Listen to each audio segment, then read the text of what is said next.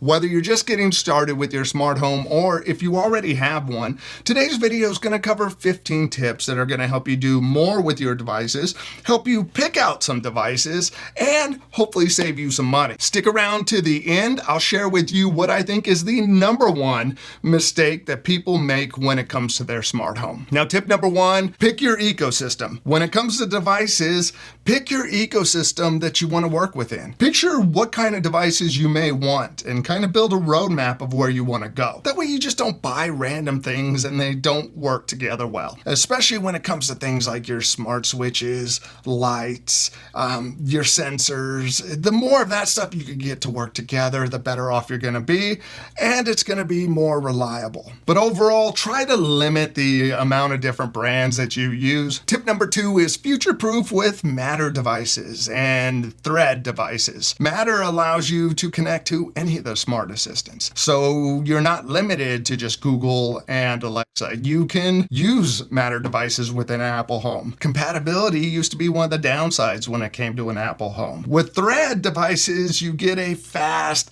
low power, strong mesh network across your devices. So they can help extend the range and they can help just for a stronger network than Wi-Fi devices. There are more devices now that are doing Matter over Thread. One of the best parts about Matter is having that flexibility to pick whatever smart assistant you want. Maybe you're overusing Alexa because of ads. You can hop over to Apple Home and your devices are going to work. Now, speaking of Matter and Thread devices, today's video is sponsored by Aqara, one of my favorite smart home companies. They have some great Father's Day deals going on right now. Even if you're watching this after Father's Day, you'll still find some solid discounts from them. Aqara makes everything from smart locks to cameras to sensors, and most of it's on sale right now. Their U50 smart lock is a great budget option, similar to the U100 I've been using for almost 2 years now. The G5 Pro camera is also discounted, and it's become one of my new favorites for indoor and outdoor use. They also have all kinds of sensors to automate with, including the FP2 presence sensor that knows when you're in the room. And don't miss their smart lighting deals like the T1 light strip that handles warm and cool white well and brings nice bright saturated color. You can check out all these deals using the link in the description.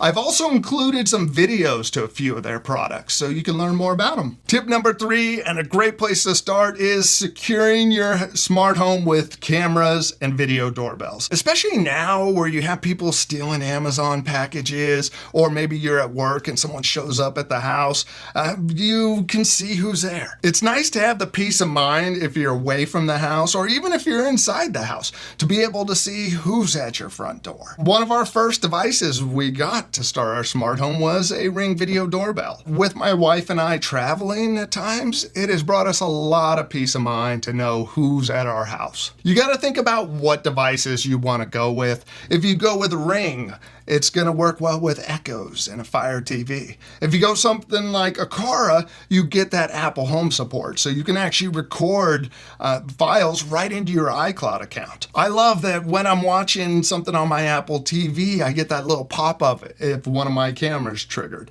I don't get that with Ring devices. And speaking of Ring, think about cloud storage versus local recordings. It's nice to not have to pay cloud fees and be able to store video clips locally. Like with the Aqara cameras, with Eufy cameras, and some others out there, you can save your devices locally, so nothing has to go up to the cloud. Now, tip number four, don't cheap out on your devices. There's so much cheap junk out there.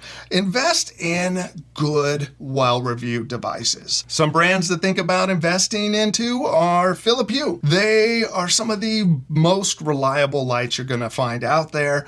I have swapped out all different lights in my house, but the one consistent set of bulbs I've been using are Philips Hue bulbs. I have some that I bought 8 years ago that are still working great.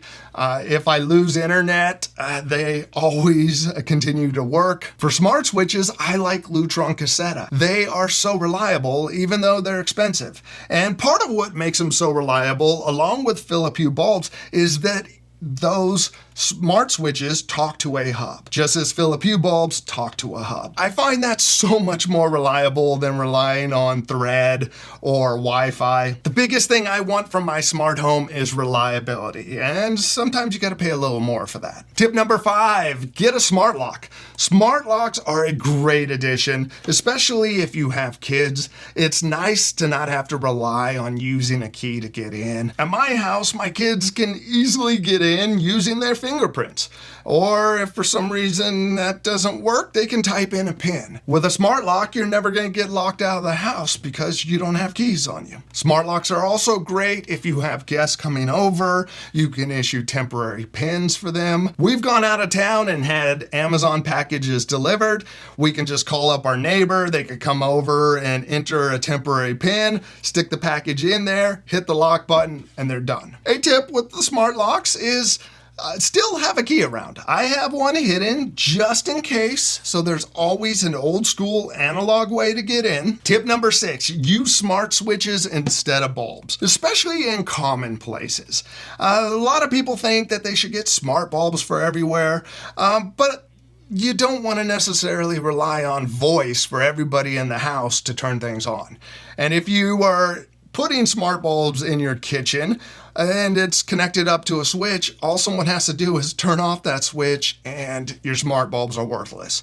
Where if you go with the smart switch instead, you can program it into automations, use your voice to turn them on, or always walk up and press the button. You'll also find that going with smart switches can be more cost effective than buying bulbs. For example, in my kitchen, I have 2 smart switches instead of having to buy 6 different smart bulbs. Tip number 7, use physical buttons. I know there's some folks out there, I've actually seen some comments in my last video about using just voice only for their devices. For me, I don't want to use voice all the time. First thing in the morning, I don't want to talk to anybody, let alone a smart assistant. The problem with using voice only is that smart assistants are like adults. They don't always pay attention and listen well.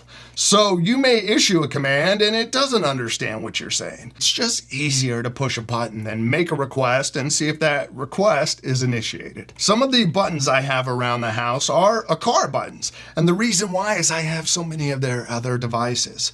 And the thing I like about the car buttons, like the one that's over here, is I can program 3 different actions.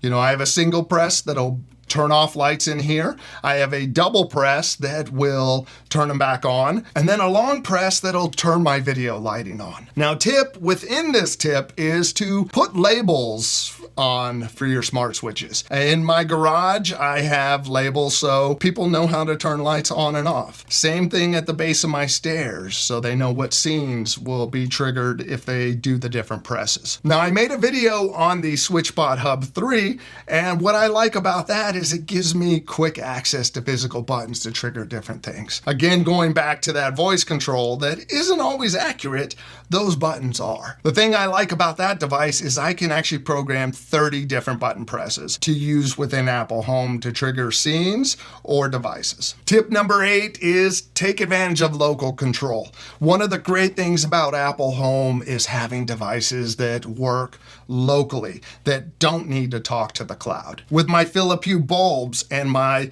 Lutron cassette switches, both of those have hubs that are hardwired into my network. So I don't need to worry about even having Wi-Fi or internet. My Apple Home can control those things. Now, with Echoes, one thing that's changed is there basically is no more local control yet.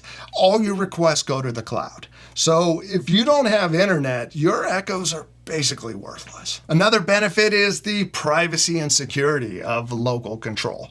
I like the idea that if I go to turn a light on, I'm not talking to some manufacturer's server or to Amazon Alexa, going up to the cloud and most likely keeping some kind of log of what I'm doing. Instead, things can just happen within the house. Tip number 9 is take advantage of making groups with your devices. Make sure you have your smart devices broken out to different rooms, especially when it comes to lighting. When you group up lights within an Alexa home or Apple home, you can just walk into a room and say lights on, lights off. And that makes it much easier for the non-techs in the house. It's great if you might remember the name of the scenes, but I know my house, my wife isn't going to remember the name of everything. So it's nice for her to be able to just go into our bedroom and say, lights on. Tip number 10 is automate. Don't use voice to turn things on or physical buttons all the time.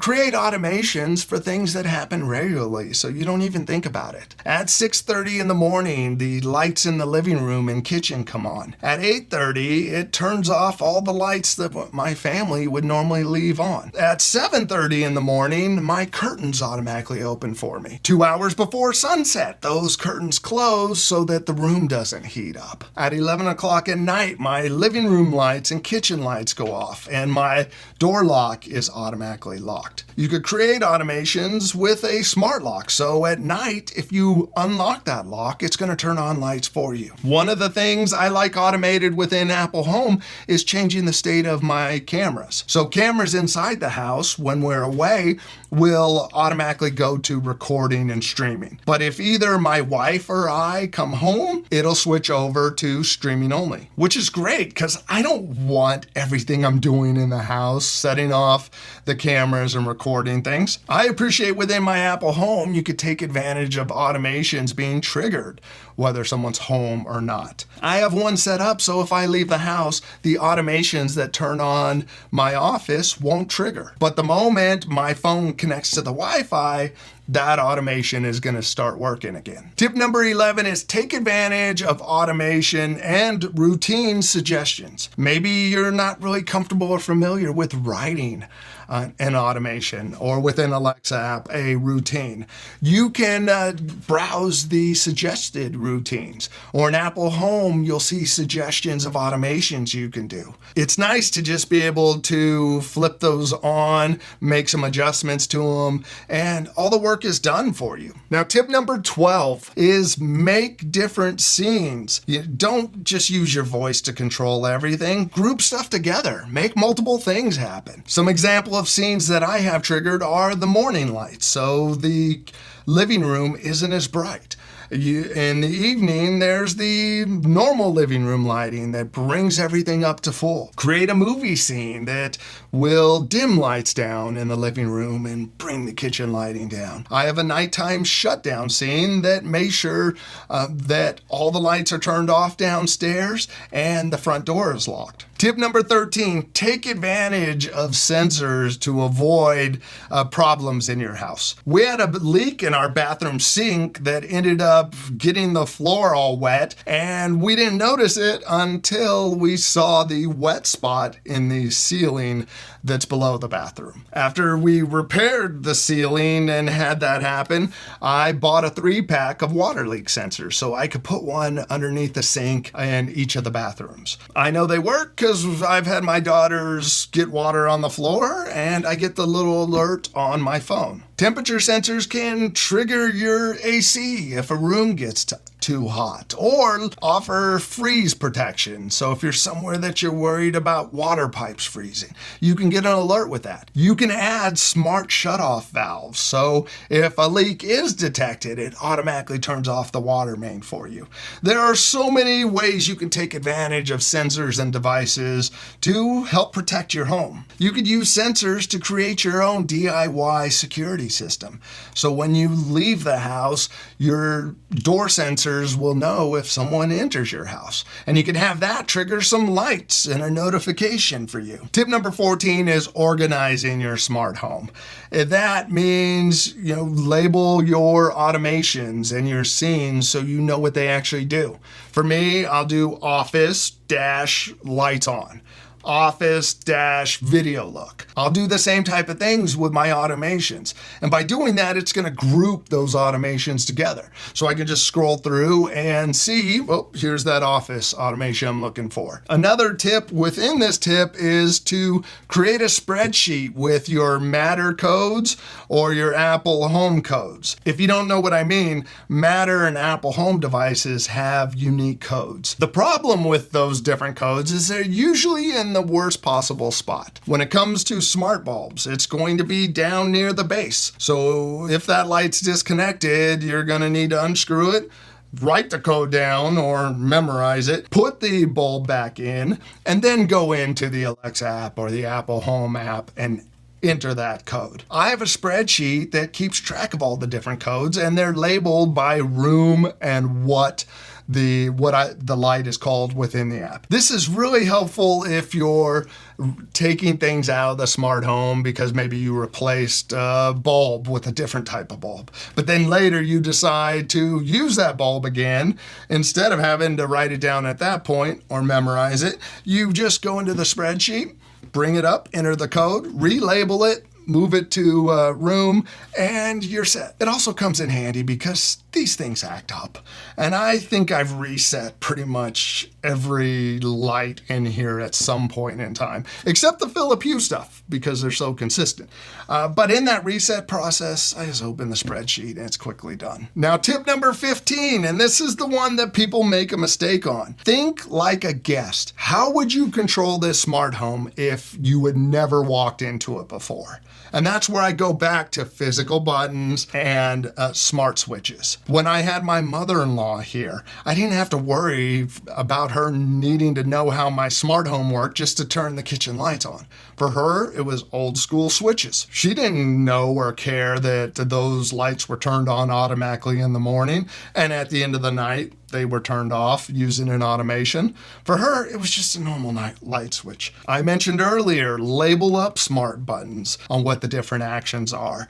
That way, if someone were to walk into your house, they can see, oh, single press turns the lights off, double press turns them on, good to go. Another thing that helps to make things easier is allow the non-tech in your life to label your devices. For example, my wife does not need to know different scene names and all of that. She needs to be able to walk into our bedroom and ask for her light to come on. So we labeled her light, my light.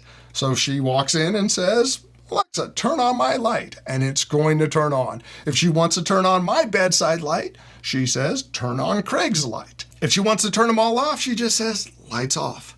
And it's done. It makes it so much easier and avoids a lot of frustration by letting her pick the names that she's going to remember instead of what I want to call things. At the end of the day, a smart home should be easy to use. It should just be invisible. You shouldn't have to think about it. Things just happen automatically for you. And when you do need to take action, it's a simple request or a button press or switch and things are done. So take the time to plan out your smart home, pick the right ecosystem, and spend money for good stuff. There's so much cheap stuff out there. Now, do you have any smart home tips that you'd like to share? Let us know in the comment section. Now, if you made it this far, please consider subscribing, check out future videos, and give this one a like if you can. It definitely helps the channel out.